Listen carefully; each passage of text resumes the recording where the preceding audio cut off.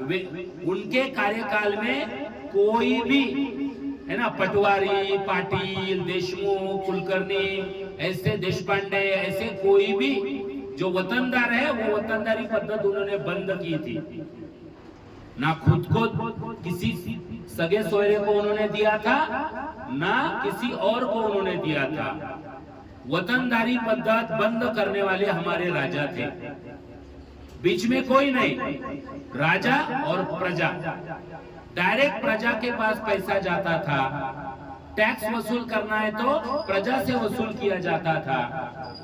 और उसके बाद में अगर प्रजा कोई प्रॉब्लम में है, कभी पीक पानी अगर नहीं होता है, तो उनको लोन देने की भी उनकी कार्यकाल में सुविधा थी। इसीलिए वो सर्व समावेशक है। क्यों नाम है आज उनका, है ना, जनता को लुबाड़ने वाला उसका नाम कभी नहीं हो सकता।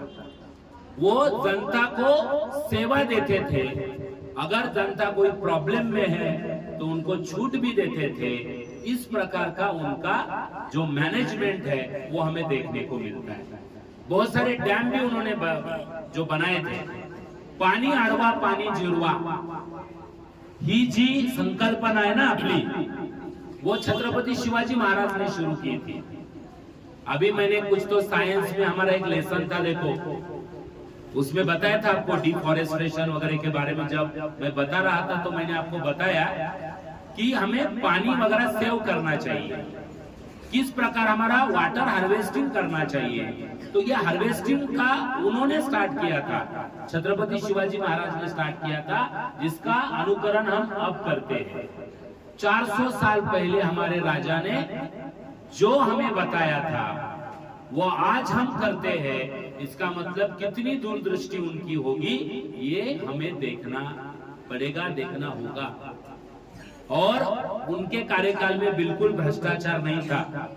अभी आप जो भ्रष्टाचार देखते हो ना हर एक क्षेत्र में, उनके कार्यकाल में भ्रष्टाचार की एक ही सजा थी, है ना, फांसी, कड़े लोट, है ना, ये शिक्षा उनकी होती थी। यानी कड़क शासन था। और इसीलिए उनसे हमें ये बातें सीखनी चाहिए। क्या सीखनी चाहिए बताओ, कि मैनेजमेंट हर एक बात का कैसे करना चाहिए। अब देखो आप स्टूडेंट है तो आपको टाइम टेबल का मैनेजमेंट करना आना चाहिए। आपका स्कूल का टाइमिंग, आपका स्टडी का टाइमिंग, आपके खेलने का टाइमिंग, है ना, ये इसका आपको टाइम टेबल बनाना चाहिए। उसके अनुसार सभी चाहिए ना, हमें खाने के लिए प्रॉपर टाइम चाहिए, वो भी इम्पोर्टेंट है। स्पोर्ट्स भी चाहिए, घर आपको खेलना भी चाहिए, वो भी इम्पोर्टेंट है। स्टडी भी इम्पोर्टेंट है। तो इसका किस प्रकार आप नियोजन करें ना, ये महाराज से हमें सीखने को मिलता है। और महाराज के कार्यकाल में डिस्क्रिमिनेशन नहीं था, जातिवाद नहीं था, धर्मभेद नहीं था।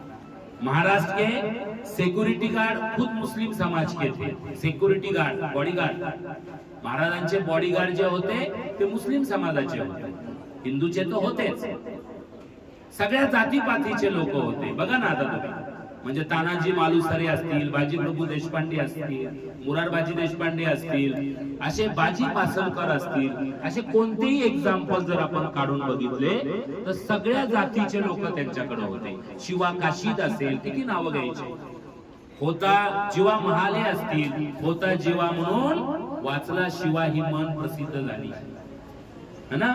माझा गड आला पण माझा सिंह गेला, तानाजी मालुसरेच्या बाबतीमध्ये असेल। असे सगळे जाती धर्माचे लोक त्यांच्या सोबत होते। जाती धर्म त्यांनी कधी मानलाच नाही, लोकांसाठी सेवा केली। म्हणून प्रत्येक घरातल्या लोकांना वाटतं शिवाजी महाराज माझे आहेत। प्रत्येकाच्या घरामध्ये शिवाजी महाराजाचा फोटो।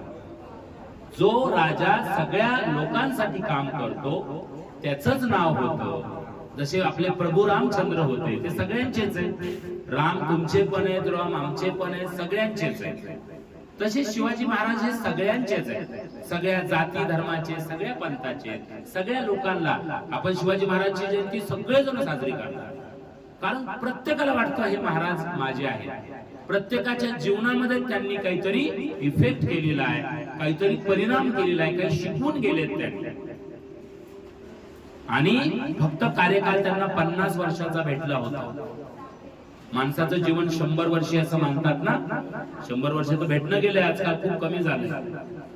पण फक्त 50 वर्षाचा कालावधी महाराजाला भेटला होता.